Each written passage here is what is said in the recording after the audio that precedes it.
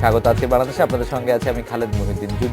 যুদ্ধ পরিস্থিতি চারদিকে, শুধু রাজনীতি নয়, অন্য সব খাতও এতে অনিশ্চয়তায় পড়েছে। হুমকির মুখে দেশের অগ্রগতি, এসব নিয়ে আজকের আলোচনা। উলু খাগড়ার জীবন কথা বলতে স্টুডিওতে আছেন tour operator association of Bangladesh টবের পরিচালক তৌফিক রহমান, আছেন ঢাকা নিউ মার্কেট ব্যবসায়ী সমিতির সভাপতি জহিরুদ্দিন মোহাম্মদ বাবর এবং হানিফ এন্টারপ্রাইজের জেনারেল ম্যানেজার মোশাররফ হোসেন। স্বাগত আপনাদের। আমাদের বোধহয় পরিচয় করে দিতে একটু উল্টাপাল্টা হয়েছে। আমাদের নিউ মার্কেট ব্যবসায়ী সমিতির প্রধান জহিরুদ্দিন মোহাম্মদ বাবর আছেন আমাদের সবার আগে, তারপরে ট্যুর অপারেটর অ্যাসোসিয়েশনের তৌফিক ভাই আছেন, আমাদের সাথে মোশাররফ ভাই আছেন। এছাড়া আমরা সরাসরি কথা বলবো খুলনা থেকে বাংলাদেশ ফার্টিলাইজার অ্যাসোসিয়েশনের পরিচালক শাহাদাত হোসেন বাদশাহ, বগুড়া থেকে কৃষক এ কে এম শরীফ এবং সিলেট থেকে ট্রেড সেন্টার ভেজিটেবল মার্কেট কমিটির সাধারণ সম্পাদক মোহাম্মদ সাদ মিয়ার সঙ্গে।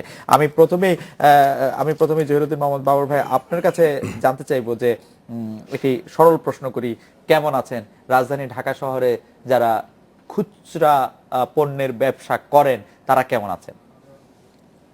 আমি প্রথমেই ভাষার মাসে ভাষা শহীদদের প্রতি আমার সশ্রদ্ধ সালাম জানিয়ে এবং তাদের আত্মার মাগফিরাত কামনা করে আমি আমার বক্তব্য পেশ করছি। আসলে এই অবরোধ এবং হরতালের মধ্যে আমাদের এই ঢাকা শহরের যারা ক্ষুদ্র ব্যবসায়ী এবং আমরা যারা নিউ মার্কেটে এবং বিভিন্ন মার্কেটে আমরা যারা ব্যবসা বাণিজ্য করি, আমার মনে হয় এই প্রথম অবরোধ এবং হরতালের মধ্যে সমস্ত দোকানপাট খুলে যাচ্ছে। তবে এখানে ক্রেতা পাওয়া খুব মুশকিল হয়ে যাচ্ছে। এখন দোকান খুলছে, মাল আছে, সব কিছু আছে, কিন্তু ক্রেতারা ভয়ে বের হচ্ছেন না। ওনারা আসেন না বলে আমাদের যে ব্যবসা বাণিজ্য 75%ই নাই, 25% এখন চলছে বিজনেস। অতএব এই ব্যবসা দিয়ে কর্মচারীর বেতন, ব্যাংকের যে ঋণ, এগুলো দেওয়া যাবে না। এগুলো নিয়ে বড় সমস্যায় আছি। এই সমস্যা কেমন করে কাটিয়ে উঠব এটা ভাবনার বিষয়, কিন্তু আমরা কেউ আন্দাজ করতে পারছি না কবে কখন এই যে হরতাল, এই অবরোধ শেষ হবে। এ শুধুমাত্র আমাদের রাজনীতিবিদরাই জানেন, তারাই বলতে পারবেন। এত সুন্দর দেশ আমাদের বাংলাদেশ, 30 লক্ষ মানুষের রক্তের বিনিময়ে যে আমরা স্বাধীনতা অর্জন করেছি, সেই সুন্দর দেশটি যখন একের পর এক এগিয়ে যাচ্ছে, ঠিক তখনই আমার মনে হয় বাংলাদেশকে পিছন থেকে টানা হচ্ছে। আমাদের অর্থনীতি থুবড়ে পড়েছে, সব কিছু মিলে এক অরাজক পরিস্থিতির আমরা দিকে এগিয়ে যাচ্ছি। আমার মনে হয় পিছন দিক থেকে বাংলাদেশকে অকার্যকর রাষ্ট্রে পরিণত করার জন্য কেউ চেষ্টা করছেন। তাই রাজনীতিবিদদের কাছে আমার আকুল আবেদন, ঢাকা নিউ মার্কেট ব্যবসায়ী সমিতির সভাপতি হিসাবে ক্ষুদ্র ব্যবসায়ীদের পক্ষ থেকে আমি দেশের রাজনীতিবিদদের কাছে আহ্বান জানাচ্ছি, আপনারা আজকের এই সমস্যার সমাধান করুন এবং যেভাবেই হোক আমাদেরকে এই অবরোধ এবং এই হরতাল থেকে মুক্তি দিন। তৌফিক ভাই, আপনি কেমন আছেন? আপনার কথা যদি বলতেন। ধন্যবাদ খালেদ ভাই। আমরা আসলে ভালো নেই। আমার মনে হচ্ছে যে যতগুলি পেশার কথা আপনি বলেছেন বা যতগুলি পেশাকে আপাত দৃষ্টিতে আমরা দেখতে পাই, সবচেয়ে খারাপ অবস্থা আমাদের। কারণ এই পর্যটন হচ্ছে এমন একটা শিল্প যে শিল্পের সাথে অঙ্গাঙ্গিভাবে আর অনেকগুলি শিল্প জড়িত। যেমন ধরেন পরিবহন খাত, যেমন ধরেন আবাসন খাত, ফুড অ্যান্ড বেভারেজ যেটাকে আমরা বলি পানীয়, তারপরে ধরুন যে এন্টারটেইনমেন্ট, তারপরে ধরুন হচ্ছে যে এই যে রিটেল স্টোর, সুভিনির শপ, মানে সবাই একসাথে যুক্ত। এবং আমাদের পেশাটা হচ্ছে এমন একটা পেশা যে পেশায় আসলে ওই ঘরে বসে থাকার কোনো উপায় নেই। হয়তো একজন গার্মেন্টস ব্যবসায়ী, তার হয়তো একটা ফ্যাক্টরি আছে, তার ভেতরে হয়তো কাজ হচ্ছে, সে হয়তো তার ওই কাজটা সম্পন্ন করতে পারে, কিন্তু আমাদের সমস্ত কাজটা হচ্ছে বাইরে। ফলে আমরা যদি আমাদের পর্যটকদের নিয়ে, সেটা দেশীয় পর্যটক হোক আর বিদেশি পর্যটক হোক, তাদের নিয়ে যদি ঘরের বাইরে আমরা না যেতে পারি এবং স্থানে না যেতে পারি, স্পটে না নিয়ে যেতে পারি, তাহলে কিন্তু আমাদের এই প্রফেশনটা কিন্তু সার্থক হয় না। ফলে আমি বলবো যে বাংলাদেশে বর্তমানে যে এই অবরোধ হরতালের মানে যাতা করলে পিষ্ট হয়ে যে খাতটার সবচেয়ে বেশি মরণ দশা, সেটা হচ্ছে বাংলাদেশের বিকাশমান পর্যটন শিল্প। আমি একটু মোশাররফ ভাই আপনার কাছে জানতে চাইবো যে আপনাদের কি অবস্থা বা আপনি কেমন আছেন? আপনি পরিবহন ব্যবসার সাথে জড়িত, আপনার কেমন আছেন তা যদি একটু শুনতে পারতাম আমরা। জি, ধন্যবাদ খালেদ ভাই। আজকে আপনাদের স্টুডিওতে দাওয়াত দেওয়ার জন্য আপনাদের ধন্যবাদ। এবং এই মুহূর্তে যারা টেলিভিশন দেখছেন, বিশেষ করে আমার সাধারণ শ্রমিক ভাইয়েরা, তাদেরকে আমার সশ্রদ্ধ সালাম। আসলে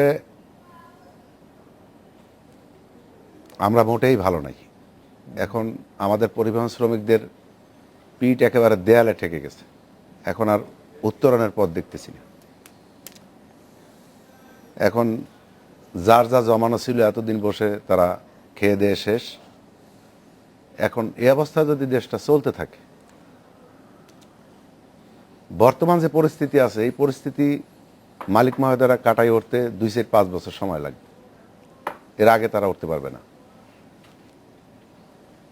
যেমন ব্যাংক ঋণ টিন নিয়ে যে সময় আমরা ব্যবসা বাণিজ্য করে, সেখানে এখন এমন একটা পরিস্থিতি যে সেটা বলা বাহুল্য, তারা এই ঋণ কাটাই উঠতে 2-5 বছর সময় লাগবে। এবং আমরা তো খেটে খাওয়া মানুষ, আমাদের তো মানে তার আগেই তুলোধনা।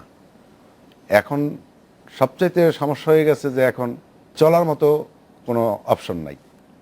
মালিকরা বেতন দিচ্ছে না, যা দিচ্ছে এটা খোরাকি স্বরূপ, তা দিয়ে কোনো রকম চলতে হচ্ছে। কিন্তু মালিকটাই বা এভাবে কতদিন দেবে?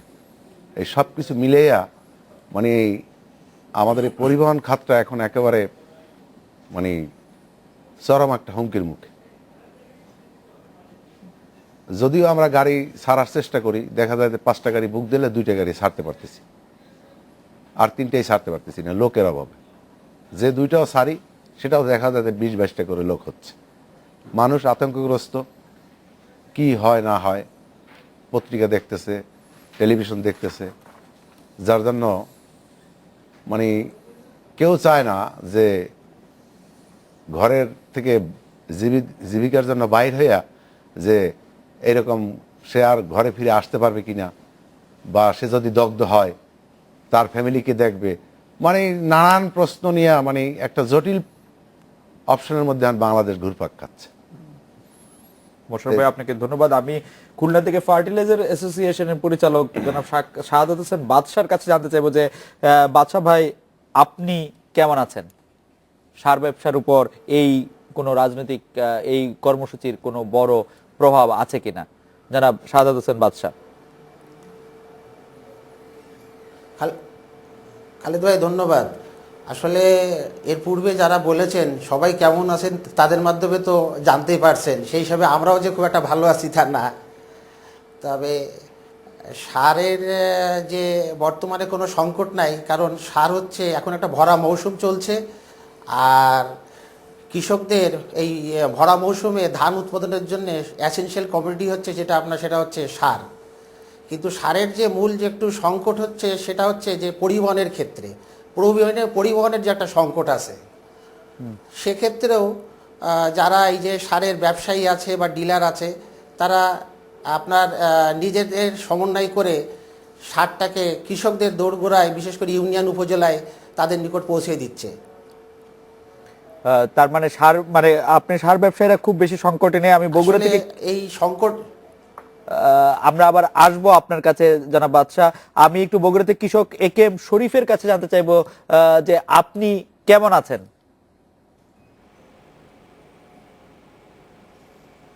খালিদ ভাই, আমরা খুব ভালো নাই। এই অবরোধ, এই আন্দোলন এবং এই হরতালের জন্য আমরা মোটেও ভালো নাই। আমরা যা উৎপাদন করি সেই উৎপাদনের জিনিসের ন্যায্য দাম পাচ্ছি না। বাজারে উৎপাদিত জিনিস নিয়ে গেলে সেই উৎপাদনের জিনিস কেনার মতো কোনো পাইকার নাই। আমরা খুব অশান্তির মধ্যে আছি। আমরা চাচ্ছি যে সরকার খুব তাড়াতাড়ি যে কোনো একটা কিছু সমাধান করুক, যেমন করে হোক। আমরা একটু বাঁচতে চাই। আমরা প্রায় 2 বছর আমরা পাশে গেছি, আমরা খুব কষ্টের মধ্যে আছি। জনাব একেএম শরীফ, আপনাকে ধন্যবাদ। আমি সিলেট থেকে ট্রেড সেন্টার ভেজিটেবল মার্কেট কমিটির সাধারণ সম্পাদক জনাব সাদ মিয়া, আপনার কাছে জানতে চাইবো যে আপনি কেমন আছেন? আপনার কমিটিতে আর যারা আছেন তারা সবাই? জনাব সাদ মিয়া। আসসালামু আলাইকুম।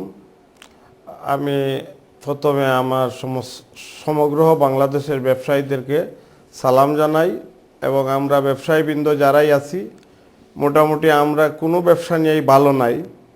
বিশেষ করে আমাদের Sylhet vegetable market trade centre ব্যবসায়ীদের অবস্থা আরও করুন, যেহেতু আমাদের ব্যবসাটা পচনশীল দ্রব্য যে দ্রব্যটা আমরা যাতায়াত খুব শর্ট টাইমে করা লাগে, যেমন বাংলাদেশের বিভিন্ন প্রত্যন্ত অঞ্চল থেকে বিকাল 4:30টার দিকে ট্রাকে লোড দিলে মালটা রাত্রের মধ্যে পৌঁছে যায়, আমরা ভোরে মালটা সেল দিয়া দেই।